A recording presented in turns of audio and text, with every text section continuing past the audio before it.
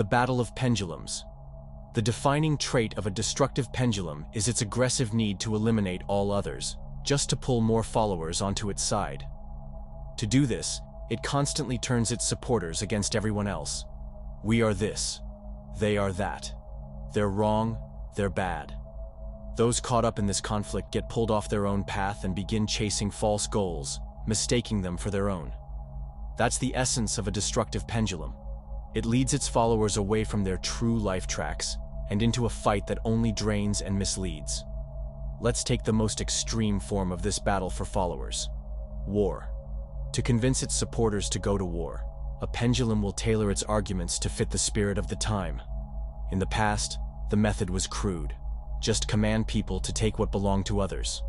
As societies grew more civilized, the justification became more polished. One nation is declared superior, the others inferior. The noble goal? To lift these underdeveloped peoples to a higher stage. And if they resist, use force. Modern narratives work differently but serve the same goal. Picture this. A wild beehive hangs in a forest. Inside, bees are peacefully making honey and raising their young. Then along comes a pendulum.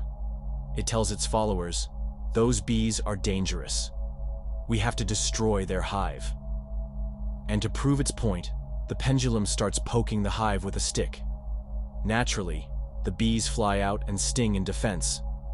The pendulum then triumphantly exclaims, "See how aggressive they are? We must wipe them out." No matter what noble slogans are used to justify wars and revolutions, their essence is always the same. It's a battle of pendulums fighting for their followers. The forms of battle may vary, but the goal is singular: to gain as many adherents as possible. Pendulums depend on followers for their very survival. Without them, the pendulum stops swinging. That's why the battle between pendulums is a natural and inevitable struggle for existence. After wars and revolutions come less aggressive, though still intense forms of competition: the battle for markets, political rivalries, economic competition, marketing, advertising, ideological propaganda, and so on. Human society is built around pendulums, and all areas of activity are steeped in competition. Rivalry is present at every level, from international disputes to local sports teams and even individual people. Anything new, unusual, or not easily understood always struggles to find its way. Why is that? Is it just mental inertia? Not quite. The real reason is that old pendulums don't want newcomers stealing their followers. For example, internal combustion engines, which pollute city air, could have been replaced long ago. Many alternative, environmentally friendly engine designs already exist, but their adoption would mean death for the oil industry pendulums, which are still very powerful. These giants often buy the patents for such innovations and keep them hidden, claiming they're inefficient.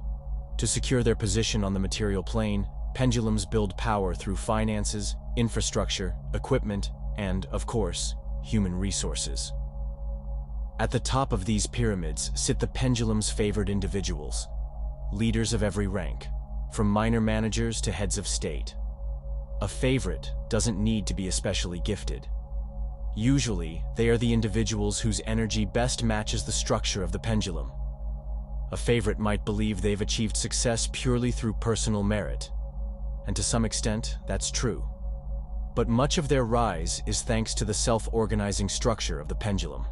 If the favorite's energy stops aligning with the system's frequency, they are quickly cast out.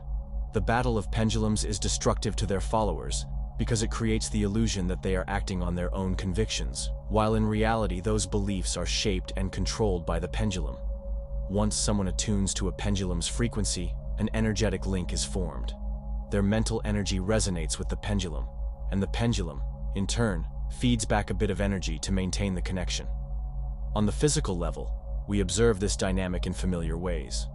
For example, a political pendulum launches a campaign, hooks a new supporter, and rewards them with feelings of righteousness, satisfaction, pride, and importance. The supporter believes they're in control, that they're making a choice. But in truth, the pendulum chose them and now controls them.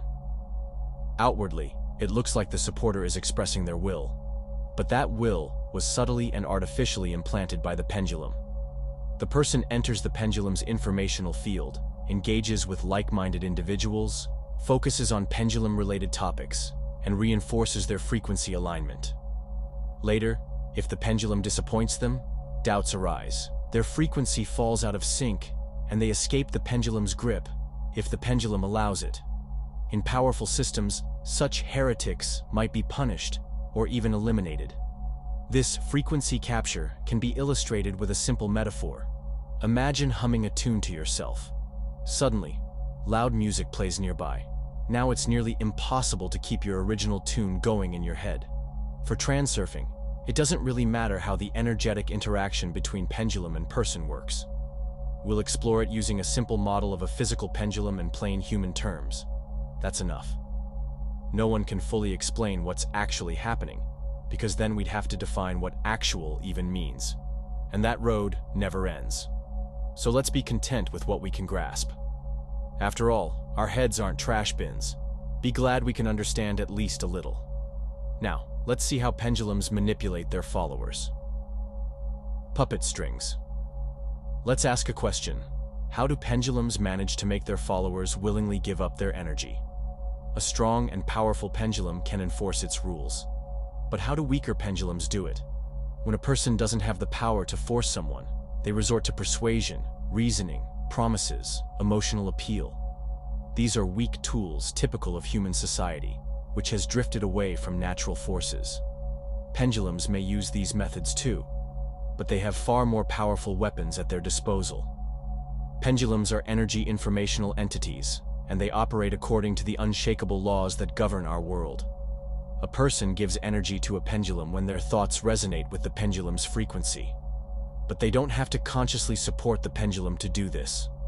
Most of our thoughts and actions are unconscious, and pendulums exploit this trait of the human mind. A pendulum can draw energy not only from its loyal followers, but also from fierce opponents. You probably already guessed how. Imagine a group of old ladies sitting on a bench, cursing the government. They're clearly not supporters of the political pendulum. They hate it for all sorts of reasons. But what are they doing? They're emotionally and intensely focused on it, thinking and talking about how corrupt, cynical, and useless it is. In doing so, they are radiating mental energy at the exact frequency of that pendulum. And the pendulum doesn't care if the energy is positive or negative, as long as it matches its resonance. So, the pendulum's main goal is to hook into someone emotionally. It doesn't matter how. What matters is that the person's thoughts are preoccupied with the pendulum. With the rise of mass media, pendulum tactics have become more refined, and people increasingly fall under their control. Have you noticed how news broadcasts are mostly filled with bad news? These stories provoke strong emotions: worry, fear, anger, hate. The job of the media is to grab your attention. Media, being pendulums themselves, also serve more powerful pendulums. While they claim to offer free access to information, their actual purpose is to tune everyone into the frequencies of pendulums by any means necessary. One of a pendulum's favorite tricks is to throw you off balance. When you lose your emotional equilibrium, your thoughts start swinging at the pendulum's frequency, and that makes it swing harder. For example, prices go up. You react negatively, complain, share outrage with others. Seems like a normal response. But it's exactly what the pendulum wants. You send negative energy into the world on its frequency, and the pendulum feeds on that and grows stronger. The strongest string a pendulum can pull on is fear, the most ancient and powerful emotion. It doesn't matter what exactly you're afraid of. If your fear relates to the pendulum in any way, it gets your energy. Worry and anxiety are weaker, but still strong enough to lock your thoughts onto the pendulum's frequency. When something worries you, it becomes difficult to focus on anything else. Guilt is another huge energy pipeline for pendulums. Guilt is taught from early childhood. It's a handy tool of manipulation. If you're guilty, you must do what I say. Guilt is uncomfortable, so we want to get rid of it by being punished or by making up for it. Either way, you end up submitting and focusing your thoughts in the pendulum's direction. A sense of duty is just a refined form of guilt. I must means I owe something, and that usually means obedience. In the end, both true and imagined guilt lead people to hang their heads and offer their energy to the pendulum. Imposed guilt is a favorite weapon of manipulators. and we'll return to that topic later. We should also mention psychological complexes. A complex means something touches a raw nerve. Inferiority complex. I'm unattractive, untalented, stupid, awkward, unworthy. Guilt complex. I'm to blame, everyone condemns me, I must bear my burden. Warrior complex. I have to be tough, I declare war on the world, I'll fight for what's mine. Justice complex. I will prove I'm right no matter what, and everyone else is wrong. These and other complexes are like personal energy keys. When a pendulum strikes the right nerve, it drains you efficiently. You could easily expand the list of strings pendulums use to pull their puppets: justice, pride, vanity, honor, love, hate, greed, generosity, curiosity, hunger, and so on. Emotions and interests fix our thoughts in a certain direction. If something sparks no emotion or interest, it's hard to focus on it. That's why pendulums always try to hijack your thought stream by poking your emotions and needs. People typically react in predictable ways to negative stimuli. Bad news brings discontent. Scary news triggers worry. Insults lead to resentment. These habitual reactions are like starter levers for the pendulum's energy trap. Habits like getting irritated over small things, reacting to provocations, or simply falling into negativity feed the pendulum, often even when we know better. That's the paradox. These reactions often create problems and inefficiency, and yet, breaking the habit is hard. Habits are an illusion of comfort. People trust what's familiar. The unknown feels threatening. Familiar habits, even if damaging, are like an old armchair, worn and maybe uncomfortable, but somehow comforting. Comfort is made of trust, familiarity, positive past experiences. New habits, lacking these traits, need time to feel safe. So now we've reviewed the general methods pendulums use to manipulate people. But is it possible to escape a pendulum's grip? We'll discuss that soon. However, sometimes a person decides to fight the pendulum head-on, to rebel and resist. In that battle, the person always loses. A pendulum can only be defeated by another pendulum. One individual alone can do nothing.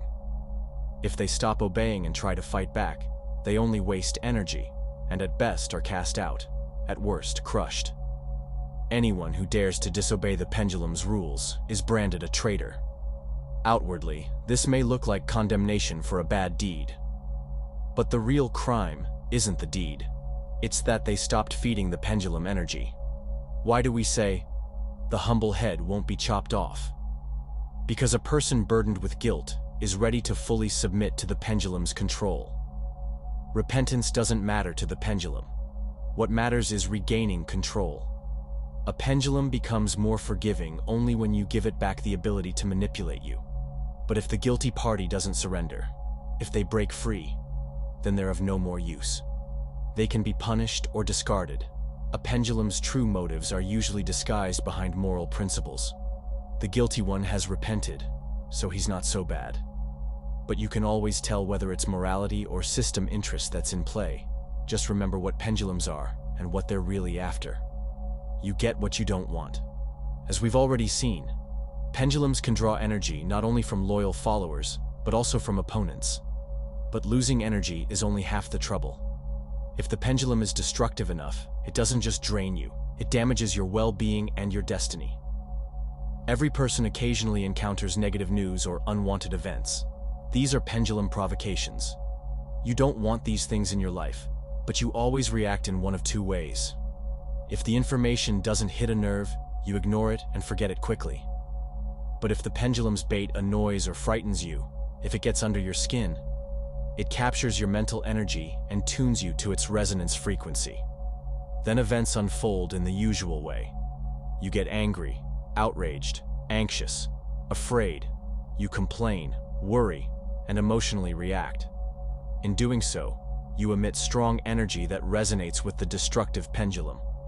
That energy goes to the pendulum, but not only that. The energy you emit also shifts you onto life tracks where the very things you want to avoid are abundant.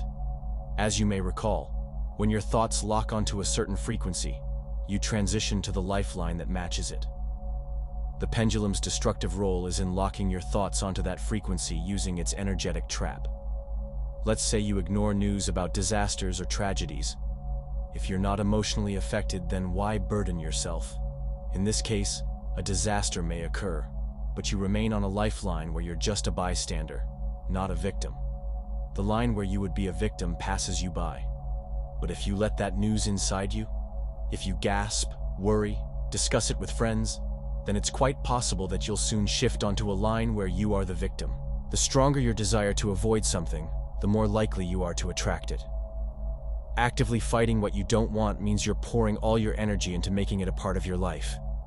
And here's the twist. You don't even need to act. Just thinking negatively with emotion is enough to shift you toward that unwanted scenario. You dislike bad weather and keep thinking how much you hate the rain.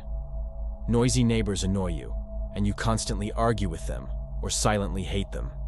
You're afraid of something, and it worries you deeply. You're sick of your job and constantly dwell on how much you despise it. In this way, you are constantly surrounded by what you actively don't want, things you fear, hate, or loathe. Meanwhile, there are plenty of things you'd also prefer not to experience, but since they don't bother you emotionally, they don't appear in your life. But the moment you let them in, dwell on them, and nourish that negative emotion, these unwanted things will surely start to manifest. The only way to eliminate something undesirable from your life is to break free from the pendulum that has hijacked your mental energy. And from now on, don't fall for its provocations or play its game. There are two main ways to step out of the influence of a destructive pendulum. You can undermine it, or you can extinguish it. Let's take a closer look at how that works next.